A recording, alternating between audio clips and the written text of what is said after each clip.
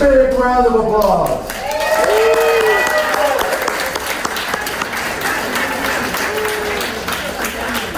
Okay, so we're going to try to go through this really fast.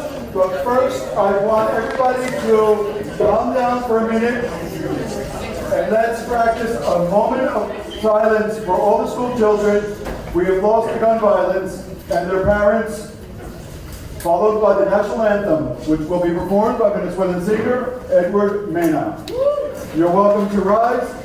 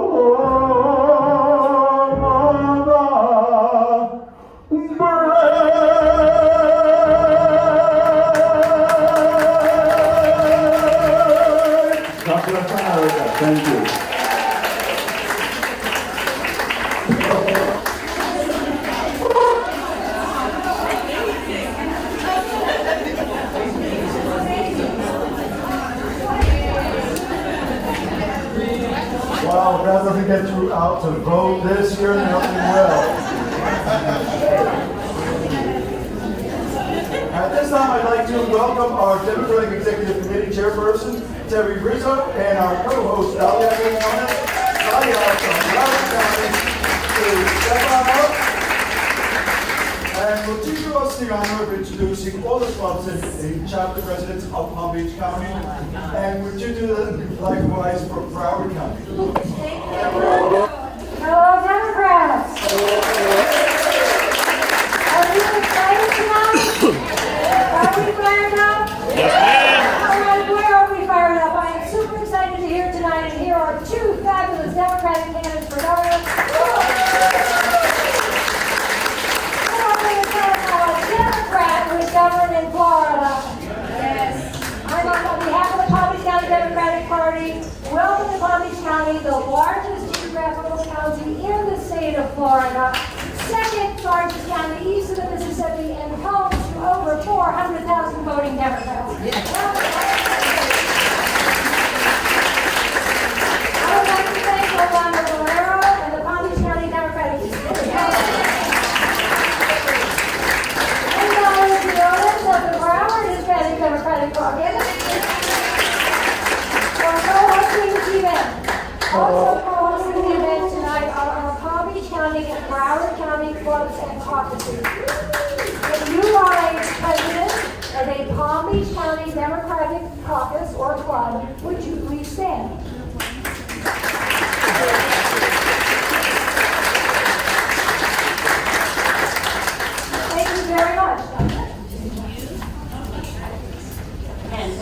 want to reiterate, I want to thank Rolando Gubernatorial for putting this event together. I want to recognize Brian Morales from our Hispanic caucus at the Florida state level. Thank you for being here with us today. And I want to recognize a special recognition to our Broward County clubs that supported us here to make this event happen. Our Dolphin Democrats, our Broward Young Democrats, our Ruthless Broward chapter, and our Broward Democratic Party. So thank you so much. We really appreciate you coming out. We have two amazing candidates, and we know they can do a lot for the Hispanic community, and we can't wait to hear what they have to say. Thank you.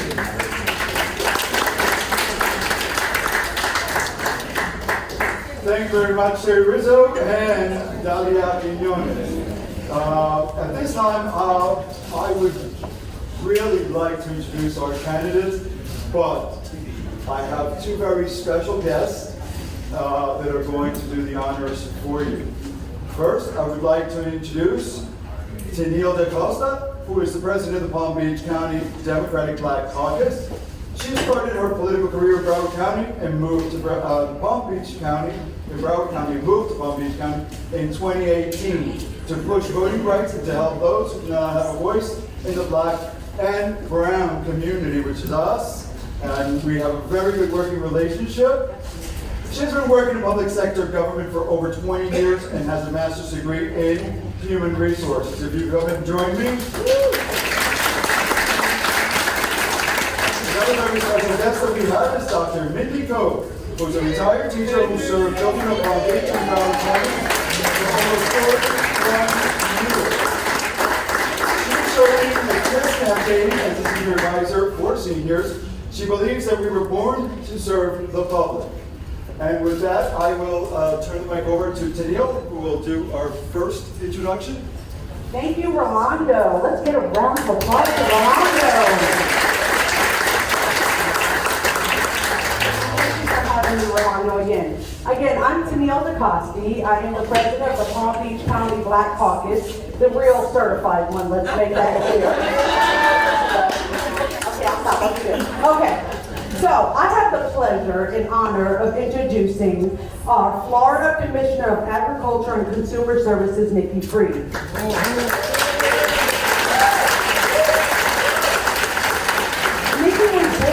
Not far from here in Miami, where she attended Miami Palmetto Senior High, sharing an ultimatum with our most recently appointed Supreme Court Justice Ketanji Brown Jackson. She then attended the University of Florida, where she received her bachelor's, her master's, and Juris Doctor's degree. Go Gators! At UF, she joined student government, becoming the first woman to serve as student body president in over 2 decades. After graduating from law school, Nikki worked in a private practice and law firm, Holland & Knight, but quickly left to serve as a public defender at Alachua County, where she worked to promote accountability in the criminal justice system and to ensure those charged with low-level marijuana offenses received a fair trial. Nikki then became a government affairs advocate for the marijuana industry, working to legalize marijuana and end the miscarriage of justice that sent far too many people to jail for low-level offenses. She also founded her own law firm to advocate for our public schools and foster children, helping secure the right to an attorney and $4 million in funding for children in the foster system. In 2018, Nikki ran for Commissioner of Agriculture and won, becoming the first statewide elected Democrat in Florida since Obama was elected in 2012. After more than a quarter century of Republican rule in Tallahassee, she understands that it's time to rebuild. Even with a Republican governor, which will be gone soon, Nikki has delivered big wins for Floridians.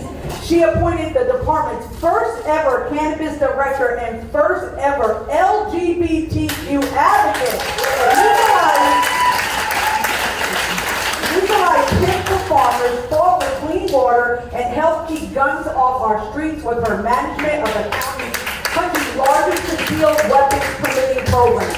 As commissioner, Nikki has been outspoken on diversity, equity, and inclusion, and has a record of action on racial and social justice issues and championing Black and brown communities.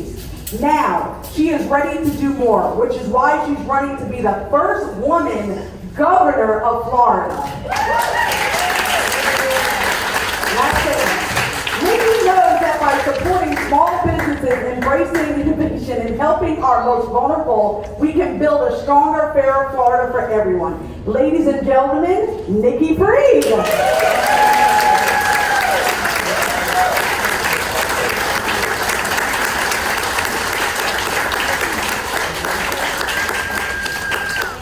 Wow.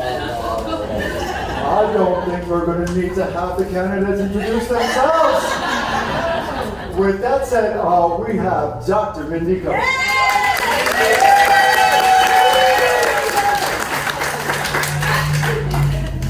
Hi, everybody. Buenas noches. We learn about public school, about public service, all of us do, at a very early age. But not many of us commit to a lifetime of public service. It takes a teacher. To say that. Congressman Crist has dedicated his entire life to public service.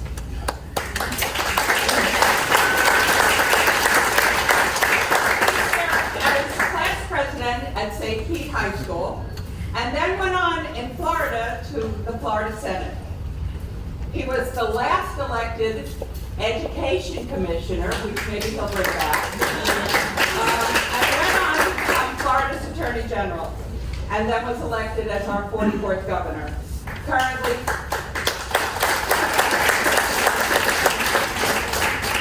he serves the wonderful district of Pinellas and the Florida 13th Congressional District. Just a little bit about Congressman Crist, in case you don't know. During the pandemic, he joined the Hispanic outreach program, who helped feed 200 families a week. And he served during the Deepwater Horizon spill, you all remember that? And he was actively engaged to mitigate the damages to the Gulf Coast, which he was successful in doing.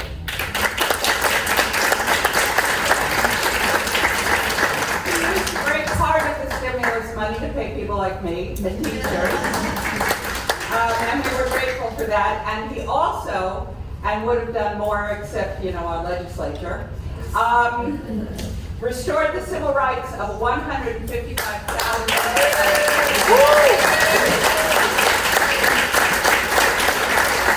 And finally, I know that you all remember that he was very instrumental in electing Barack Obama by keeping the poll buildings longer than they were supposed to be, so everyone who was in line was able to vote. Yes.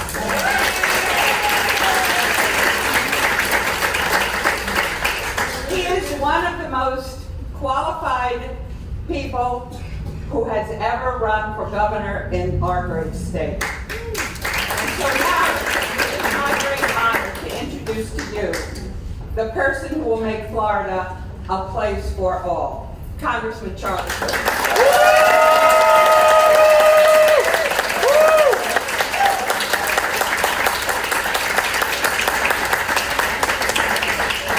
Okay, without further ado, we're going to get to the question and answer portion, which is why we got here.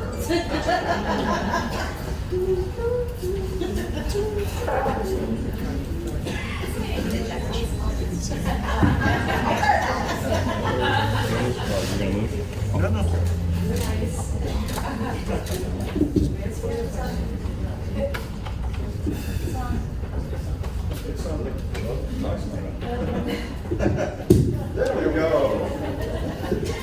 Okay, welcome everybody. Once again, my name is Rolando. I am the acting president of the Democratic Hispanic chapter here in Palm Beach County. And we are going to begin questions, and let me let you know a little bit of how we're going to do this.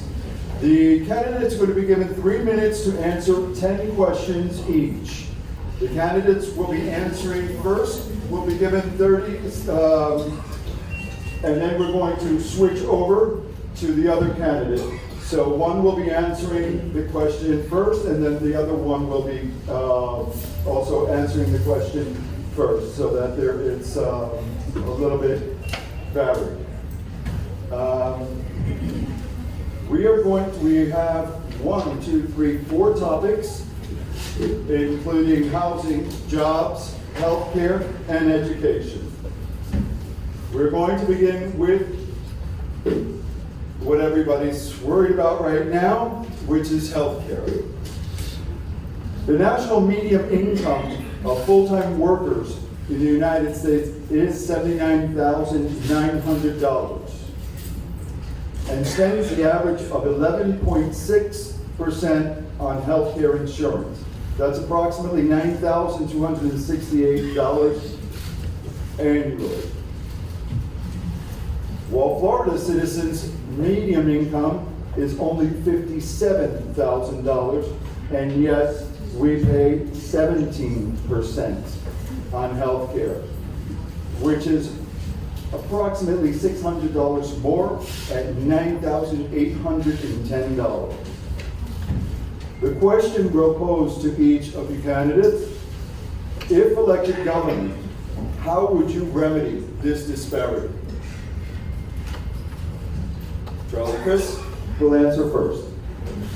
Well, first, I want to thank you all for being here, and I want to thank you for the opportunity to engage in this forum with my friend Nikki. The Democrat has to win.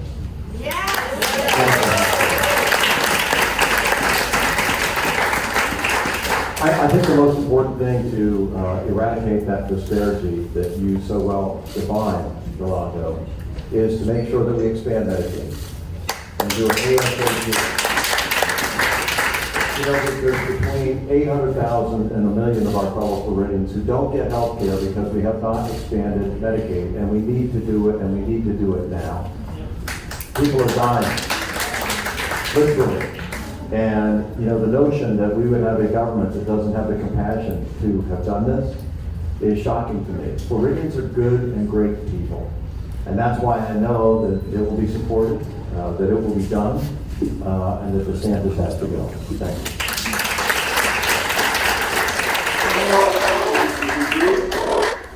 Also, thank you so much for hosting here today. And just for those who, this is the first time that anybody has been here at the box.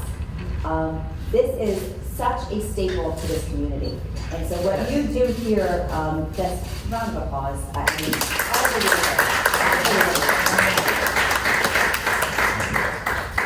Look, we know what's happening in our state. Our state has become unaffordable. It is more expensive to live here in the state of Florida than it is to live in California and New York. And unfortunately, when you see issues like healthcare and other types of unaffordability, we also know that there's a huge, huge difference that's hurting our minority communities.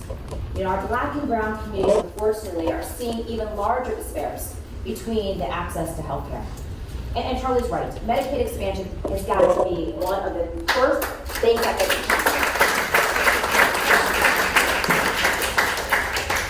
And so what we have to do in order to get Medicaid expansion across the finish line, we have to roll up our sleeves.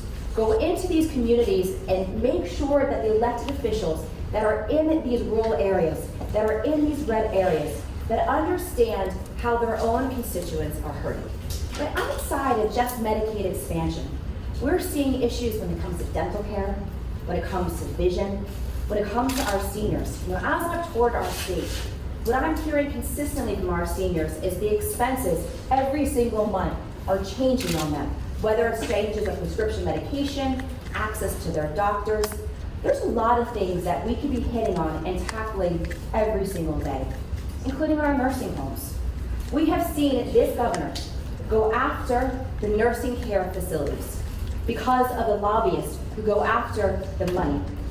And so we saw this piece of legislation that just got passed that made it less safe in our nursing homes. These are our seniors. We need to make sure that we are taking care of them. They have built our state. And so what we have been doing for the last year is listening. listening to everybody in our state, from our seniors to our youth to our minority communities, hearing what is on the top of their minds. And healthcare, regardless if you're coming right out of college, if you are a single mom, if you are a senior, if you're somebody that's living in one of our minority communities, it is a consistent drumbeat. So we have put together a statewide plan that is going to lower the cost of living, but also increasing our standards. We need a governor in that mansion that is going to listen to the people, have concrete ways that they're going to have access to healthcare, go after what's happening in our hospital systems, and to make sure that we are finally putting the people of our state first. We're funding our healthcare system 49th and 50th in the nation. We're the third largest GDP in the country, and we're funding healthcare at the bottom. That is unacceptable, and that has to change, and that happens when I'm elected governor.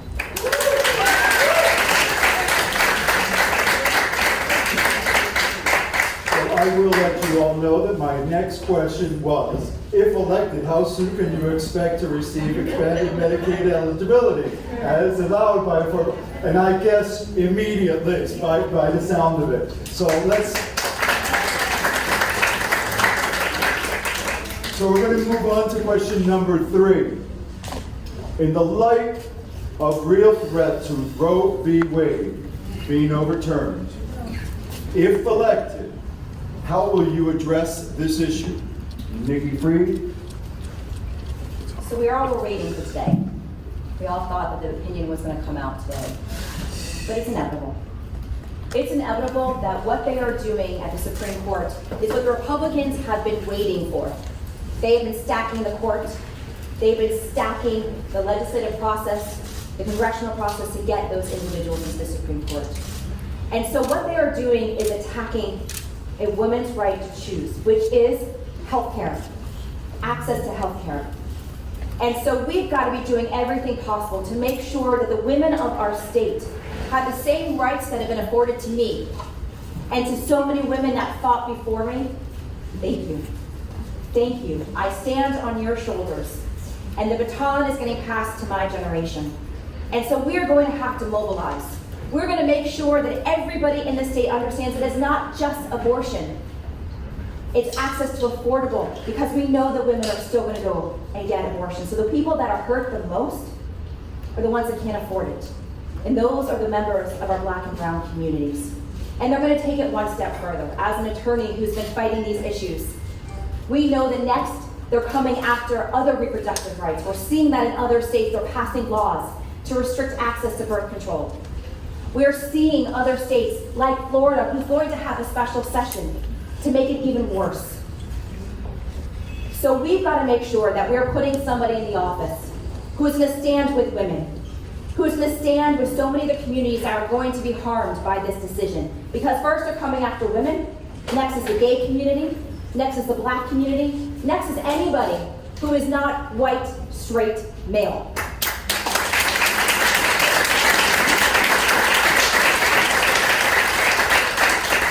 So if you're angry about this, stay angry. Stay angry at the politicians who've allowed this to happen. Ron DeSantis is celebrating today. Celebrating that this is where we are in our country. And we've got to make sure that we've got somebody who is in the governor's office who has always stood with women. And be mad at politicians who didn't always do that. And unfortunately, that's where we are today. And so as governor, one of the top priorities is to make sure that we have a constitutional amendment put onto the next ballot to protect our rights.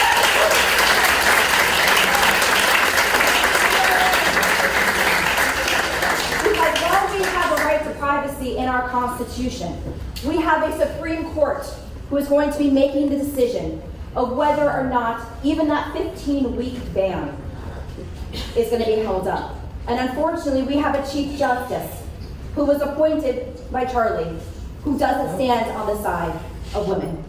And that's unfortunate because that's where we are today. This is something that is personal. This is something we have to fight for. We have to be talking to the next generation. We need to mobilize. We need to organize. And you will have the full weight of the governor's mansion and the governor's office behind a constitutional amendment and fighting these atrocious abortion bans.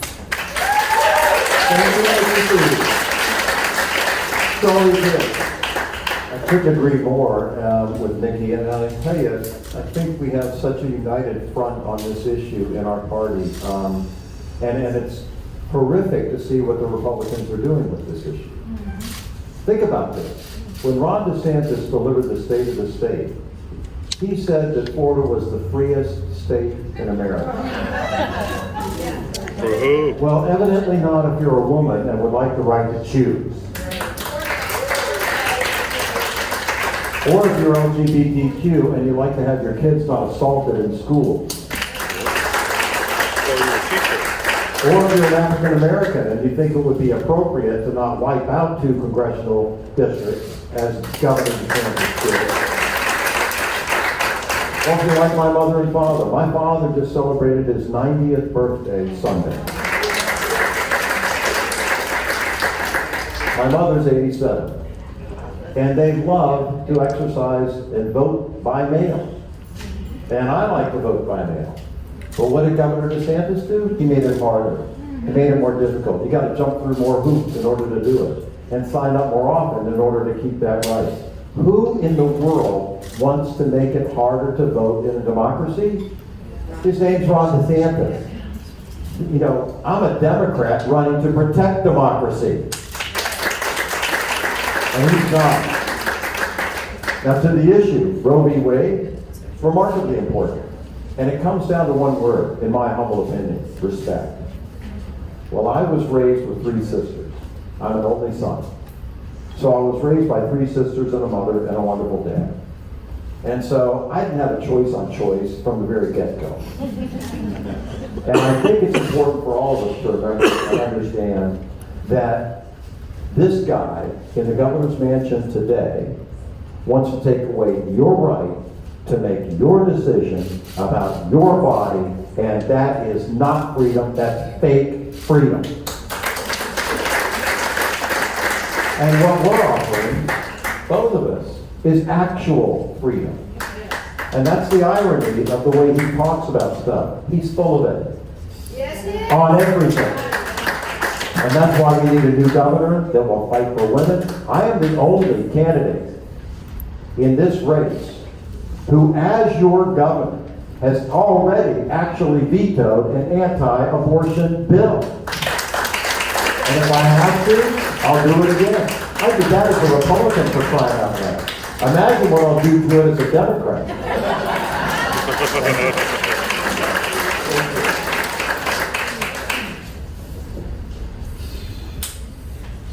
You have both been elected officials and have served in their capacity towards the community and the people of the great state of Florida.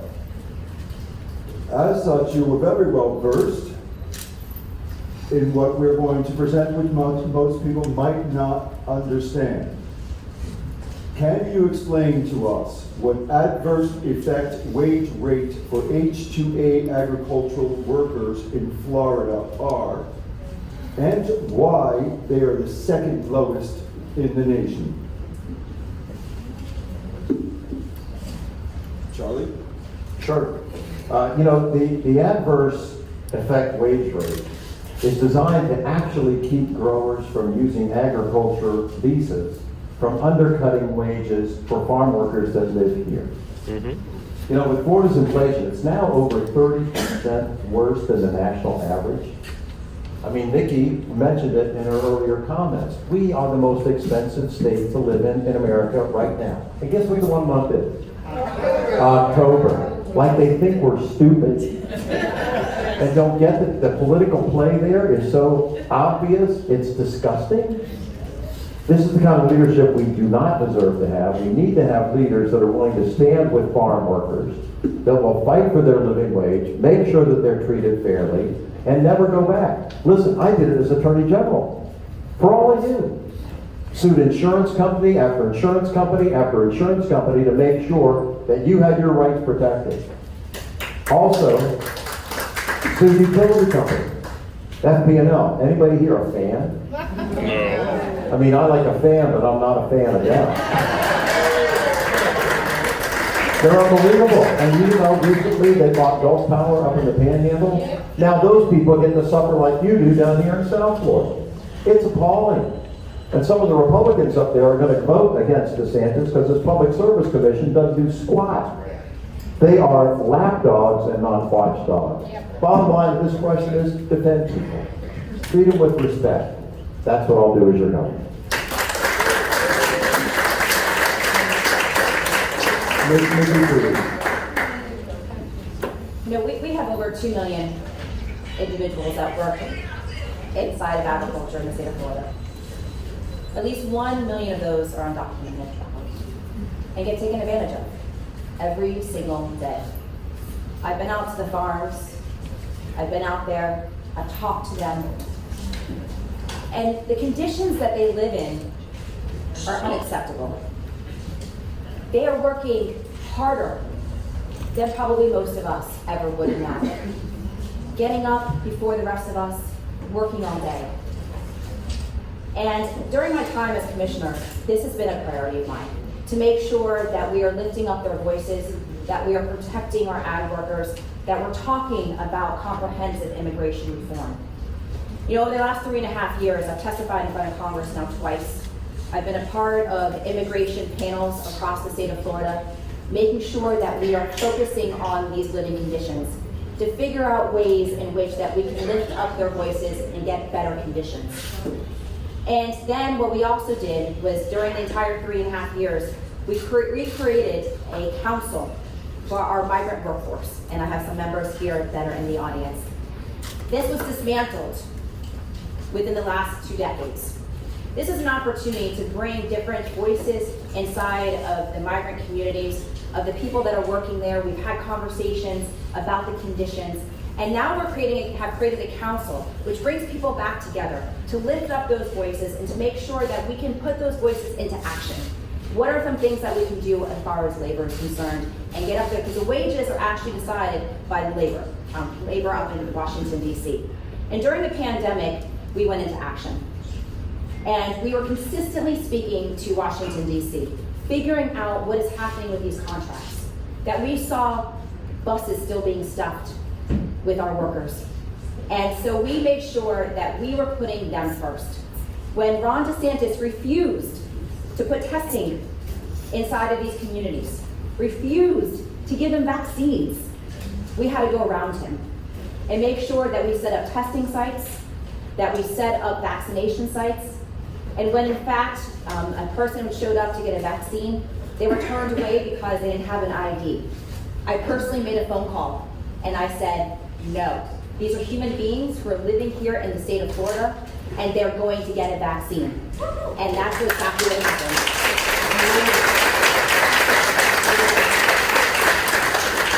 We also started a heat awareness campaign in the last 3.5 years, putting together commercials and PSAs both in Creole, English, and in Spanish to make sure that there is awareness of what happens on the fields. This is something that has to be a priority, to have these living wages, because we know that so many of these individuals who are coming here today are sending money home, are sending home to their families who can't be here, to help them, support them. They are humans that are living here in the state, that are working here. We've got to do better. I know that we have done everything I have the power to do inside the Commissioner of Agriculture's position, continue to lobby for better wages up in Washington, D.C., and better fairness when it comes to those contracts by the brokers who have these contracts with our agriculture community. This is something that should be in focus and a priority, and it's about living here and working here with dignity. Thank you. Question number 2 is going to be piggybacking on the first question. While serving in office, have you petitioned or advocated for the increase in adverse effect rate for H-2A agricultural workers in Florida? Yes, Nikki. and I just said that. You know, we are in constant communication with those up in Washington, D.C. Because what I found, I figured out really early in my administration, because I was asking these really hard questions. because we all saw the photos, we all saw the individuals that are working on the farms, and as I toured the farms and talking and listening, and recognizing that so many of these H-2A workers, they aren't controlled by the actual farmers themselves. They're brokered in contracts. And so they are at, even the agriculture industry is at the mercy of these brokers. And so they have a tremendously large stronghold on these individuals and what is happening. And so we have brought these attentions, including not just to the USDA and to labor, but also to my fellow commissioners of agriculture across the country. When we meet on a pretty frequent basis and have phone calls, especially during the pandemic, making sure that we were doing everything possible to protect them. I would have bi-weekly calls with all of agriculture, making sure that we are protecting the workers because they're essential.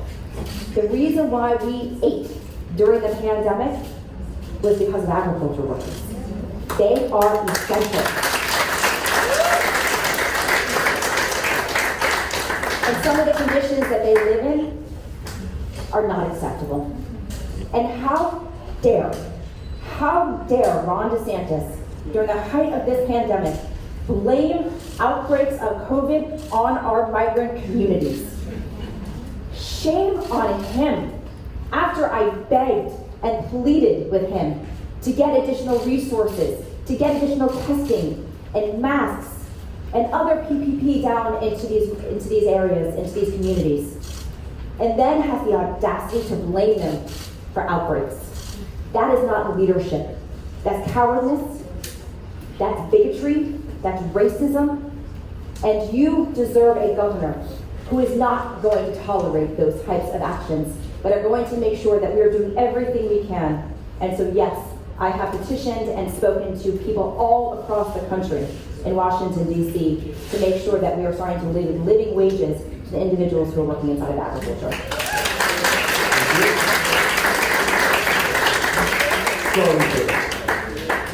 Thank you very much. And I agree with everything Nikki just said. We're the party of the people. I mean, let's lay it out. And so our nominee is going to be the kind of candidate that's going to stand with the people, must stand with the people. A great president once said, the government of the United States should be of the people, by the people, and for the people. Abraham Lincoln. Pretty good job. So on this issue, yeah, specifically, I support the Biden administration's rule to restore the wage. But I want to talk about migrants.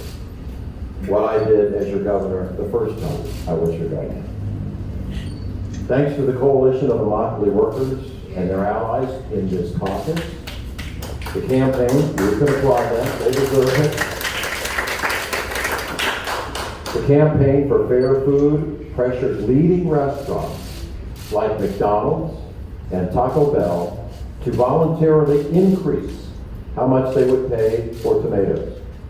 When I was your governor the first time, I was proud to stand with the campaign against the growers that were trying to avoid handing over the wages. I've stood with you before, I will stand with you again, I will never leave you. Thank you.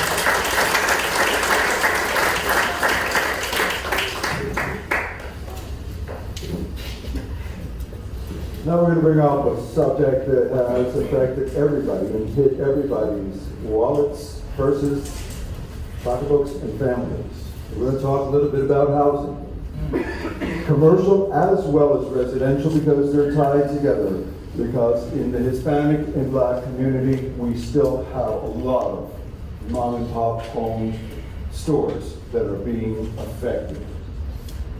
So commercial and residential real estate sales are booming. The percentages of the housing market comprised of investor purchases in Florida by BlackRock, Goldman Sachs, and other investors are at 19% in Broward, 28% in Miami-Dade, and reaching 15, almost 16% in Palm Beach County. Why that's important? It is because the direct and indirect result in Florida makes Florida rank among the top states with almost 1.7 million vacancies, while our residents are facing one of the worst affordable and workforce housing crises. If elected, how would you address the issue of investors pricing Floridians out of their residential and commercial rentals?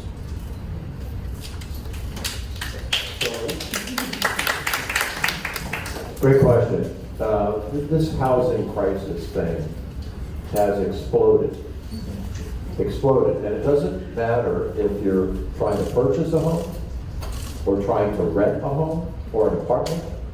It's out of control. Let me give you an example. So I had an apartment that I rented in downtown St. Petersburg. That's St. Pete's my home. It's where I grew up. Born in Pennsylvania, but moved here when I was 3. Pennsylvania was correct. Anyway, the apartment that I was renting in downtown St. Petersburg was more in cost than the apartment I was renting in Washington, D.C. That's where we're at. And both of us have already talked about it tonight, the fact that we're the most expensive. Let me repeat this. Florida is the most expensive state in America to live in today. Florida is unaffordable. Why? Because we have a governor who doesn't give a damn about you. He thinks, honest to goodness, he thinks a lot more about the White House than your house. He really does. You know, I'm convinced that this guy goes to bed every night thinking, what group can I punish tomorrow? LGBTQ? Already did it. African Americans? Already done it. Women? You just got yours. I mean, it's endless. I mean, he's anti-women, he's anti-black, he's anti-fairness, he's anti-education, he's anti-environment. You know, who's left after all that? We ought to crush this guy in November.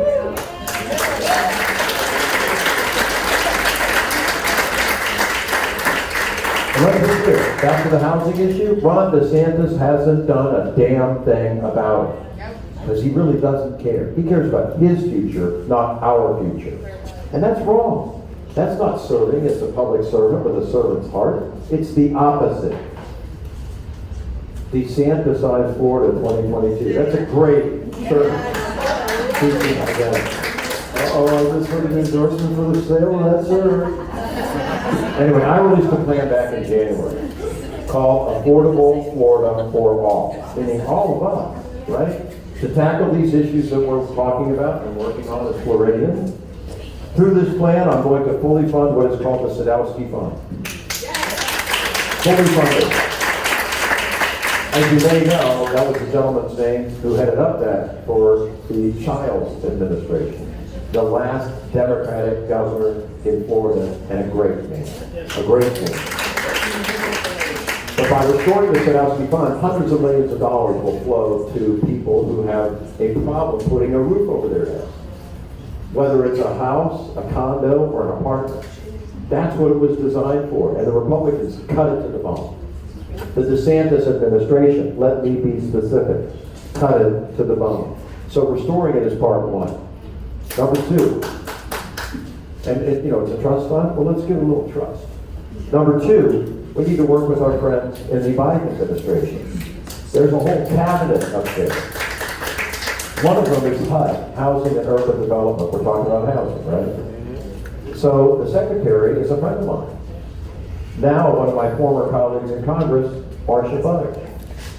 So in addition to restoring the Sadowski Fund here at the state level, I would call the secretary and say, please come down to Florida. Let me show you how unaffordable my beloved Sunshine State is today. And whatever you can do to be of help to us, because we're not going to bash your administration, we're going to cooperate and work with you to help the people at large, because that's how it's done, my friends. I've done it before. I did it with President Obama. When we had the Great Recession, which wasn't great at all, I worked with them. I showed up with them in Fort Myers, Florida, as a Republican. Because working with other people and uniting them is what makes the difference in a state as great as Florida. And we've got a guy who's tearing up our state right now. Thank God he only has 5 months to go. Help is on the way.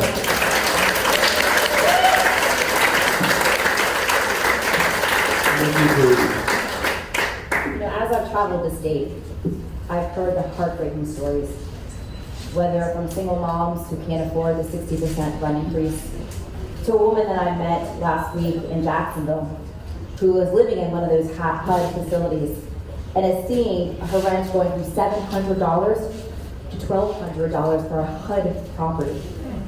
And she's a senior and has no ability to go back to work to make up that money. I've heard the stories from first-time graduates from college who can't go buy a home, or individuals who've been trying to save up rent to buy that home. Let me explain what's happened. And Charlie's right. We have been gutting Sadowski Fund for 25 straight years to the tune of $2.4 billion. That was Jeb, that was Charlie, that was Rick, and that was Ron. All four have gutted that. So why do we think that we have a housing problem today? Because we haven't built enough homes in the state of Florida. So part of my plan is that first of all, day one, I declare a state of emergency on housing. I've been asking Governor Sanders to do that. This gives us the opportunity to not only take money from reserves and start to actually build more homes. This also allows the Attorney General to start going after these landlords who are increasing rent, whether it's on personal property or even here on the residential side of things, and start going after them for price gouging. Because that is exactly what it is. This is pure greed. This has nothing to do with inflation. This is pure greed. Then we start working with our local governments to start allowing them the opportunity to change the rules locally, to work with the local governments, to work with the housing. Because what's happened is that between Rick and Ron, they spent so much time encouraging people to move into the state of Florida. They forgot to protect the people that actually live here.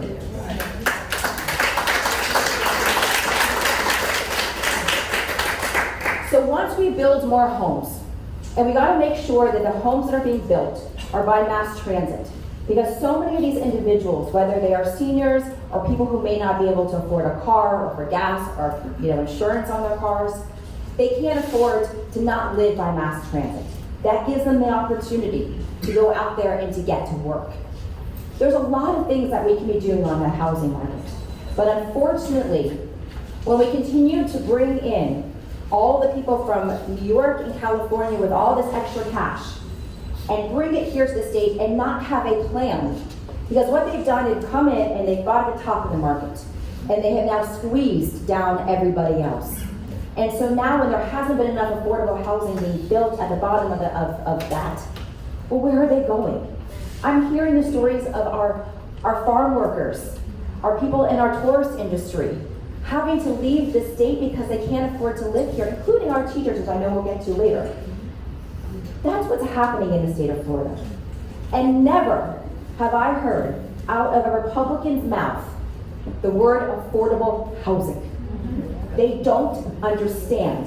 They're not listening. Because let me tell you, as I speak to Democrats that are in elected office and are running, that are talking to the people, this is the number one issue.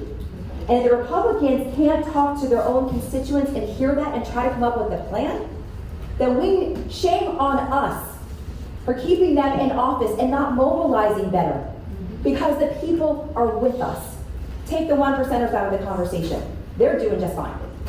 It's everybody else in the state of Florida who are suffering. And if you can't put a roof over your head, the most basic essentials, that American dream of home ownership is slipping through the hands of so many people that are living here in our state. So we have a plan of action. I released my lower cost, higher standards plan, and the first 2 weeks of our tour on that plan was talking about affordability of housing. That is how important this issue is for the people here in the state of Florida. Thank you. As a Latino that deals with a lot of minority people, we don't want to move into affordable housing, government housing. and the conversation of rent control keeps coming up. What is your position on rent control? Nikki Freed. I mean, I just kind of discussed this, but here's the deal. What Tallahassee has done, not just on housing, but on so many other really important issues, they've taken control and power away from local governments. And they put it into Tallahassee. And then when there's a problem, they say, oh well. Now I've spoken to a lot of elected locals. This is one area where they are so frustrated. They are so frustrated because they are deemed powerless to be able to help things at the local level. And so when we are starting to work with our local governments, start changing some of this home rule and put it back into the hands of local government, then they can start to figure out what is best for their own communities. Whether it is going after these predatory landlords because they are predatory, or you are going after figuring out ways to utilize resources, both financially and creatively, to get to the heart of the situation. There are a lot of things that can be done at the local level that once we empower our local electeds, we can get there. And that is one of them, is housing and rent issues. And so empowering our local governments is essential to helping us through with this program. Thank you. Thank you, Jennifer.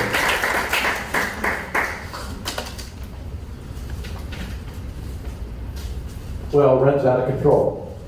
There's no question about it. And it seems to me that there's a lot of reasons for this, and I'm open to any solution that'll help people. You know, it's interesting, when I got elected in 2006, the first time, they referred to me as the people's government. Why? Because as Attorney General, I had fought for the people, not for the powerful, not for the utility companies, not for the telephone companies, you know, and just fought for real people. And the struggle we all go through if you're middle class. I mean, you know, today in Florida, if you're a millionaire or a billionaire, you're probably doing okay, Nancy, you know? But if you're not, and most of us aren't, then the reality is you're getting squeezed with your rent, with your mortgage, with a down payment, with anything and everything. As we mentioned earlier, the price of gas at the pump, it's insane. Nikki mentioned something that I think was spot on. What they're doing is price gouging, especially in the gasoline situation. They're making record profits, these oil companies, and they're charging the most at the pump today when we're suffering. That's the definition of insanity. And I think the U.S. Department of Justice needs to go after these clowns for what they're doing to us. But you know, to the control question specifically, you know, I've seen situations where you suspend certain expenses and the authority of the government, your government, takes the opportunity to protect and fight for you. You know, I've seen it happen previously with a state gas tax, where you suspend it out of humanity for people that are suffering at the time. Why not make a suspension of rents going up, you know, to make sure that people aren't treated unfairly at a time when most people are struggling, especially, let me add again, the most expensive state in America to live in, because Ron doesn't care.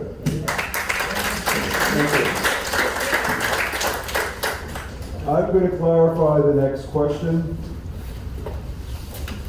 Personally, I am very, very pleased with the Hometown Heroes housing program, and I celebrate our current government for initiating it, and to all those who have benefited from it.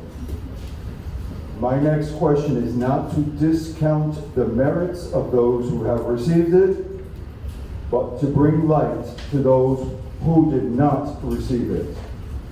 Is Hometown Heroes housing program fair to the many frontline workers in food, grocery, sanitation industries of Florida, who happen, coincidentally, to primarily be black and brown people?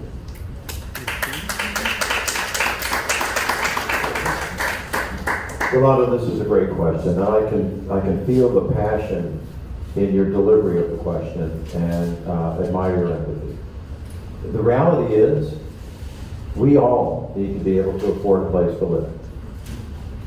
My friends, we're the richest country in the world.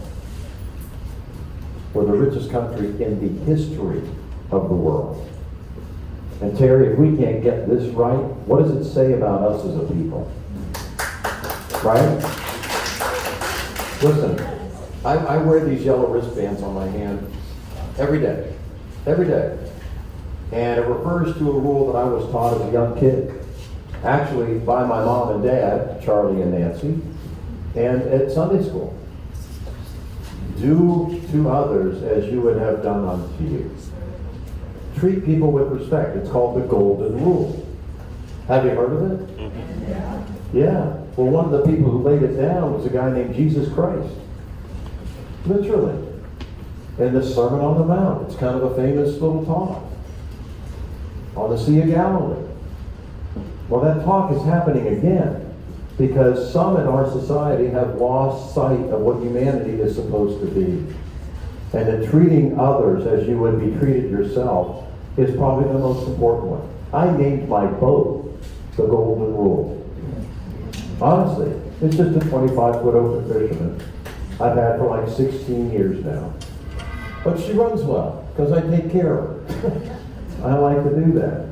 And we all need to make sure that we're taking care of others, that we're looking out for our fellow men and fellow women, no matter what the color of your skin, no matter what gender you are, no matter who you believe in, who you love, choose to love, whether you're short or tall, or if you're like my grandparents from Greece and Lebanon on my dad's side, and Britain and Ireland on my mom's side.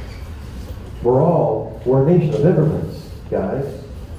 And Florida is like ground zero for diversity. And we should be celebrating it instead of letting Ron DeSantis tear us apart.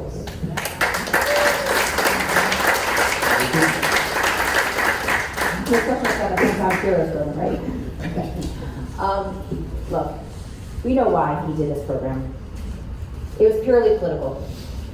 That he took $100 million from the Sadowski Fund, the Affordable Trust Fund, and created this HEROES program to get clicks, to get press conferences, to be handing out checks, and a program for our first responders. That's why Ron DeSantis did that. And unfortunately, it still took $100 million away from the Sadowski Trust Fund to not be able to build more affordable homes to help the bottom of the market. And you're absolutely correct. Because our first priority needs to be the people that are all essential workers. That is the people that are at the grocery stores, who were there every single day during the pandemic. That's our farm workers. They're the people that are working in our tourist industry, our teachers. And so when Ron played politics with housing, he left a whole lot of people out. And so while this program is going to help, I think we calculated 7,000 people, give or take, 7,000. Let me tell you, the amount of people that are still suffering and can't get a home.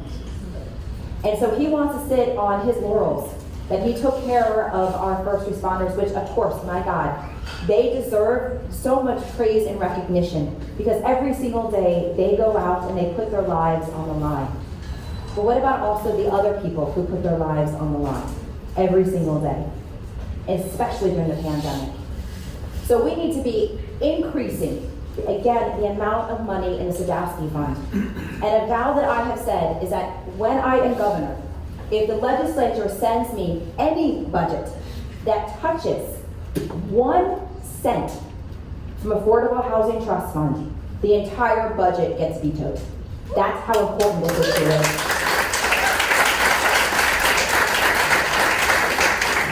And I think it is really important for us Democrats to hear this too. Everything that Ron DeSantis has done in the last 3.5 years is with one purpose, and that's to get him to Washington, D.C.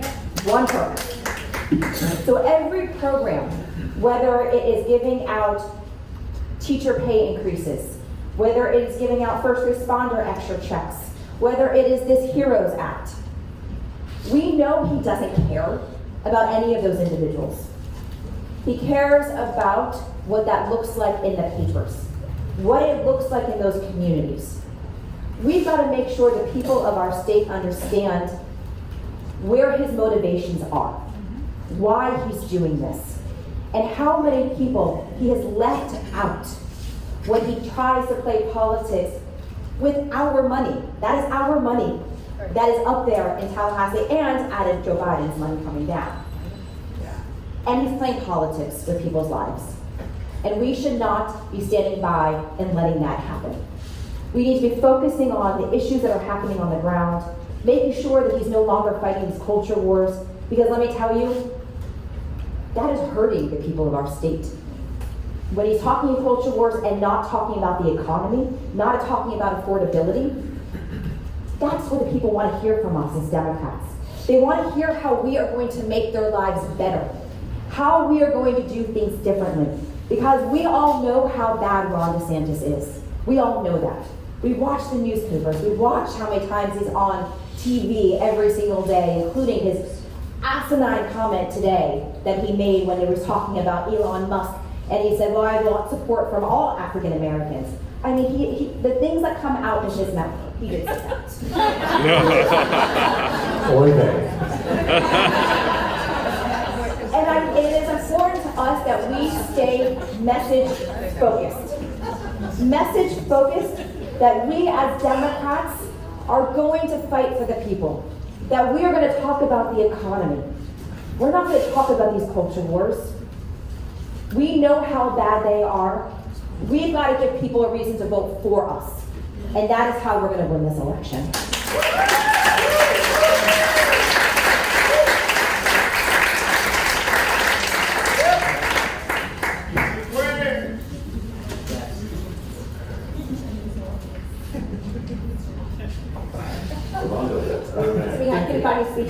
Yes, I'm still trying to process all that. First time. Second time, actually, in 1 week.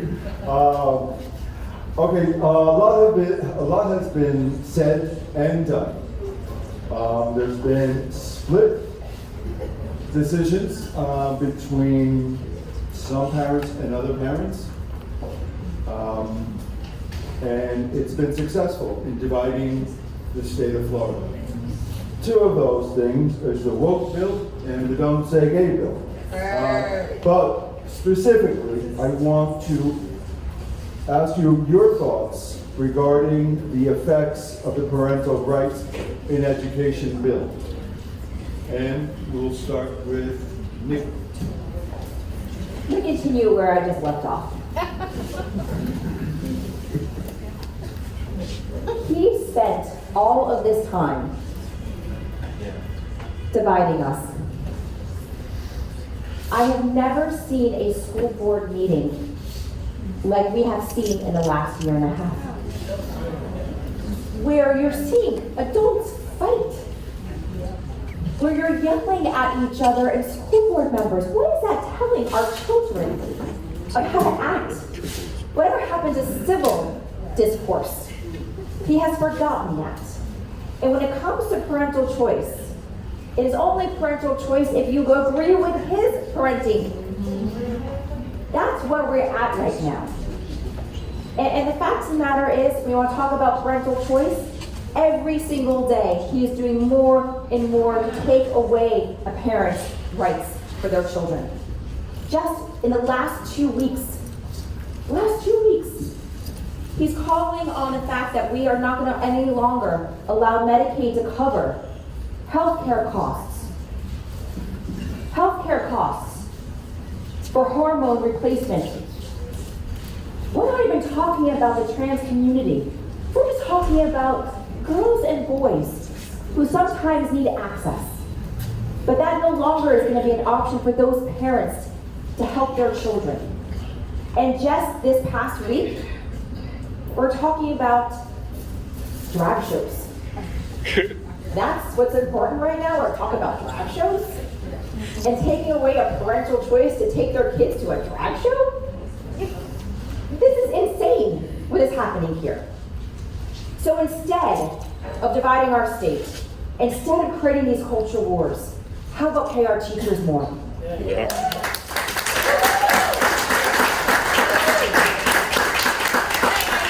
How about bringing down the $2.1 billion that he refused to take down during the pandemic, that I had to go and tour the state to put pressure on him to bring down that money, so we can have better HVAC systems in our schools to protect our kids? How about we actually teach? Teach. Because let me tell you, when they're trying to whitewash our history, we all know the theory that if we don't teach history, it's going to tend to repeat itself. They intend to repeat it. That's what they're trying to do. As somebody who, again, as a practicing attorney, I know what the Constitution is, and I know what the original founders meant it to be. And the current Republican regime, I don't want to call them Republicans anymore, they're the radical right, the extremists. They literally want to take our country back to the original founders of the Constitution, where a vast majority looking around this room would not have the right to vote, would not have the right to own property, would not have the same freedoms afforded to them. And so what they are doing is systemically going after our institutions to go back to those days. That's what I think about these pieces of legislation that the Republicans, the radical right, extremists, have put forth here in the state of Florida, and they're not going to stop unless we stop them.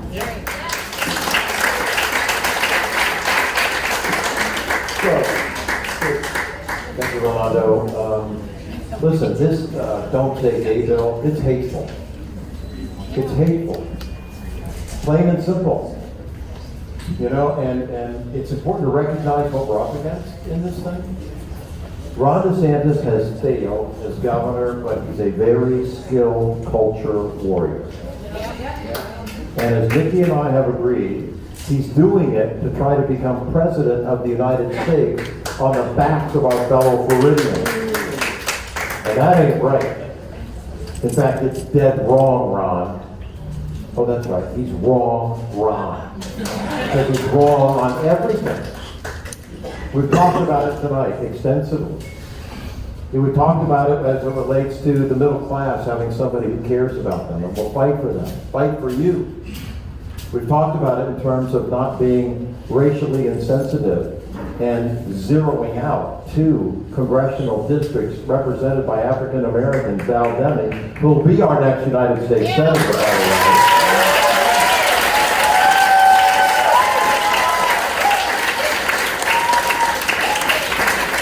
And also my other dear friend in Congress, Al Lawson. You know, it's just not right. And he keeps doing this kind of stuff, as I said repeatedly. Nikki and I agree on the fact that he's doing it to try to be president and capture that hard right, red meat, not even general election Republican vote, primary vote. And it looks like he and Trump are going to run against each other. Good. You know something weird? The former president, Donald Trump, goes all over the country endorsing people, right? Well, you know, he here in Florida has endorsed 3 Republicans that are running for the cabinet. Yep. Guess which one he hasn't endorsed yet? Ron DeSantis. It's kind of odd. It's where the former president lives. This is his state. We'll see what happens. But my God, you know, what's going on with this legislation, these things he's using just to run for president, what he's doing, he's forgetting you. He's forgetting us. He's forgetting Florida. Florida's purple. And he's acting like it's bright red. He's dead wrong again. I mean, about a third of our state are registered Republican, about a third are registered no party affiliation, and about a third are registered Democratic. So, if you don't believe me, just look at the last gubernatorial race, the closest gubernatorial race in the history of Florida. When Alex Sink ran, She lost by a little over 1% against Scott. And then I ran, and I lost by less than a percentage point against Scott. And then Andrew ran, and unfortunately, lost, but it was only by 0.41%. The trend is in the right direction, my Democratic friends. It is. And we got this thing right in about 5 months. That show is over. Well, a few other months, we've got to get inaugurated. But anyway, you get the point. God bless you. We got to stop this hateful rhetoric. We got to stop attacking people. I just noticed there's a poster over there. I think it's an angry Mickey Mouse. Right? And here's the deal. Who in Florida attacks Disney? I got the answer. Ron DeSantis. Wrong. It's unbelievable. Time for all us to move on. And by the way, that is Rabbit Spatula by Steve Stratton. And it is available for sale in the gallery. It's supposed to be the happiest place on earth, and he's done that to it. I'm going to hire him as my hype man if he doesn't make it to governor. I'm trying to help you out, brother. Okay, I wanted to leave everybody here on a high note. So we are going to name 2 problems, and we are going to close the question with solutions. How does that sound? Everybody want a solution? Okay. So the question is, do we have a teacher shortage or a teacher retention problem? And if elected, how would you correct either or both of those? And this is you. Okay. Thank you. You're asking some great questions. So, listen, I was raised in St. Petersburg, Florida. I went to public school. Bay Vista Elementary, Bay Point Junior High, they called it junior highs back then, it's been a while. Riviera Junior High, because we moved to the other side of town, and then St. Petersburg High School. I had 3 sisters, I only have 2 now. I lost my older sister to brain cancer. But 2 of my sisters were public school teachers. She was one of them, Margaret, Elizabeth, Kathy. Elizabeth's a doctor, Kathy's the other one who was an educator. And my dad, while a family doctor in St. Pete, also ran for the school board. Education, there's a theme here. It's in my DNA. I ended up being your last elected commissioner of education. So what's going on? We have both a retention problem when it comes to teachers, and we have a shortage because of Ron DeSantis. Now I know he gives out like bonuses, the $1,000 deal. I call it a tip. When I was in law school, I worked at a restaurant. I served people. I parked cars. It was in a country club. And I enjoyed and was thankful to get a tip. Who's not, right? But I will tell you this. If you really respect a profession, and teaching is a profession, then you don't merely give them a tip, you give them a damn raise and show the respect that they deserve. That's where we are. So why do we have? So I give them a raise, not a tip, a raise. I mean, look at the impact they have on our children each and every day. I remember every single teacher I had. They're that important to you, right? Make that much of a difference. And Ron can only give them a tip and not a raise? What the hell is wrong with him? The guy with the Harvard and Yale, he doesn't get squat. You have to go to UF or FSU to figure this thing out. There you go. Nikki Freed. Of course it's both. My mom, she was a teacher, and she taught for 25 years. She taught preschool. And what she taught me at a very young age is that who you are at 4 is who you are at 44. And so we have to make sure that our teachers are staying in the classroom because they do have huge amounts of impact on a child's life. And if we don't keep our kids in the school system, they don't have a future necessarily, and they potentially end up in a criminal justice system. And so I also have a minor in education at the University of Florida. I minored in education at FSU.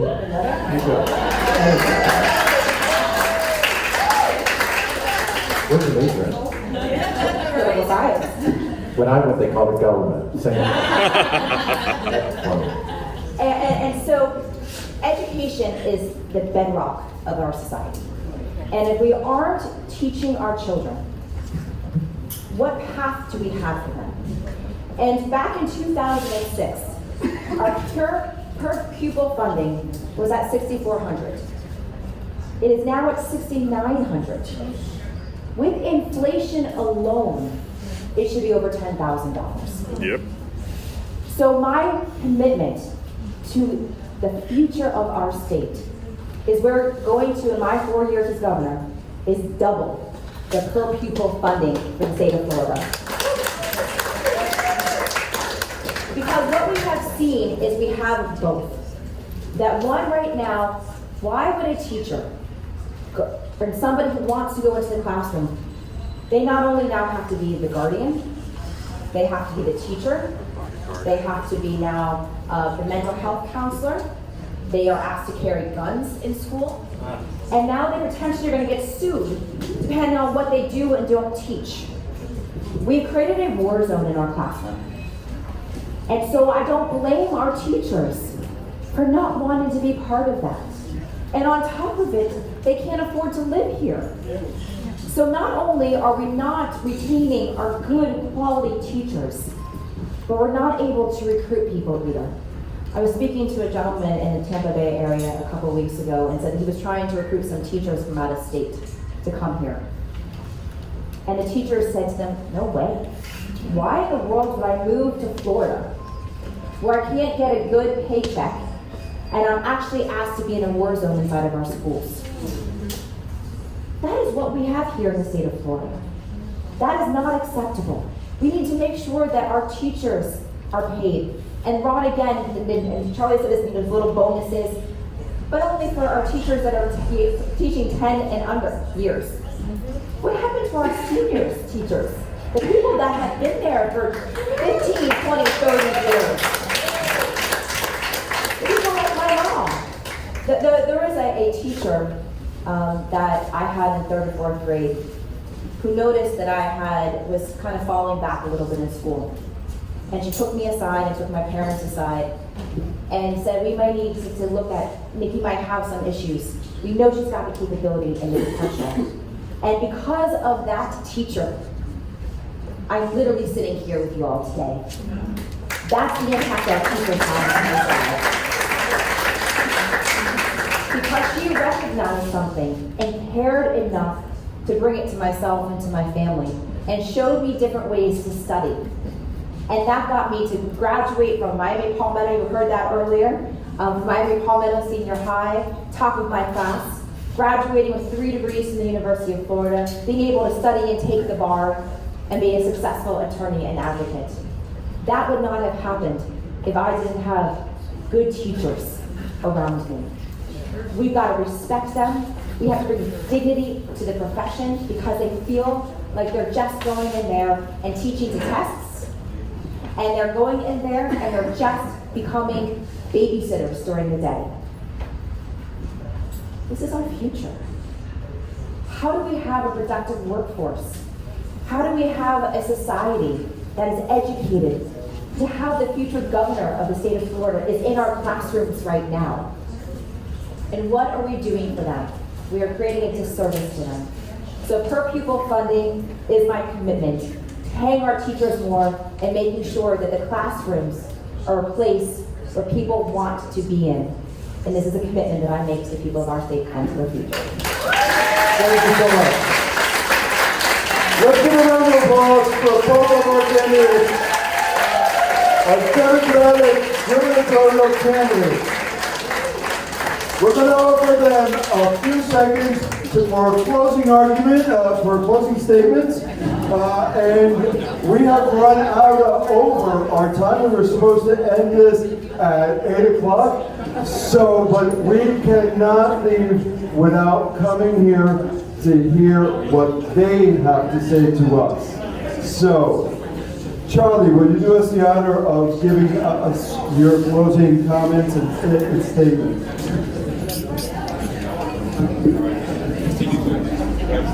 Yeah. Thank you, Ronaldo, for your great moderating this evening and putting this all together. Yeah, I think it's really good. I want to thank the Democratic Hispanic Caucus of Florida for this opportunity and giving me the opportunity to spend some of my evening with my esteemed colleague, Nikki, and give her a round of applause. Yo estudio español 2 años en la escuela. Por un poquito. So perdóname. But it's so important that we celebrate our diversity as Floridians. As I mentioned earlier, I'm the grandson of immigrants on my father's side from both Lebanon and the island of Cyprus. And on my mother's side, I am a son of the American Revolution from my mother's family who came from England, Ireland, and Switzerland. And so I'm a mutt, as Obama used to say, President Obama used to say. Hybrid. Pardon me? Hybrid. Hybrid, okay. At any rate, thank you all for being here. You've been here long enough. I'm going to let you go. God bless you tonight.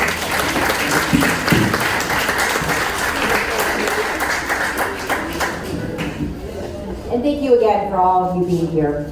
This is what democracy looks like. You've shown up conversations like this. We know right now our economy has become so unattainable for so many people that are living here in our state. They can't grasp that American dream. They can't wake up and feel safe in our schools. We as Democrats have an opportunity to not only be running against Ron DeSantis, but more importantly, to make sure the people of our state know that they have an option to vote for us, not just against them. But we are running against 4 straight Republicans in a row, 14 straight Senate presidents, and 13 straight speakers of the House. And what has that done for us? We are bottom of the barrel when it comes to funding of our education system. We are bottom of the barrel when it comes to funding our healthcare system. We have people on wait lists to get their healthcare. We have people who are dying in condos as we get near to the anniversary of Surfside, because we have an infrastructure that has not been put as a forefront. We have an environment that's failing us. Look at sea level rising, to what happened at the red tide and blue-green algae coming out of Lake Okeechobee. I got you. But most important to all of this is democracy is on the ballot. Because all the things that we talked about here tonight, all of the reasons that got you to this moment to show up here tonight, all of that cannot be attainable if we don't win. If we don't win and we don't preserve the right to vote, access to the ballot box, and make sure that we are winning this election. As our only statewide elected Democrat who has been in the trenches, who has been our standard bearer for the last 3.5 years, who has taken on Ron DeSantis every single day, I'm not only battle tested, but I win those battles. And so what Charlie said, he went to Harvard and Yale, I say this on a consistent basis. Not me. Not me. That when I win those fights, I say, Harvard 0, UF 1.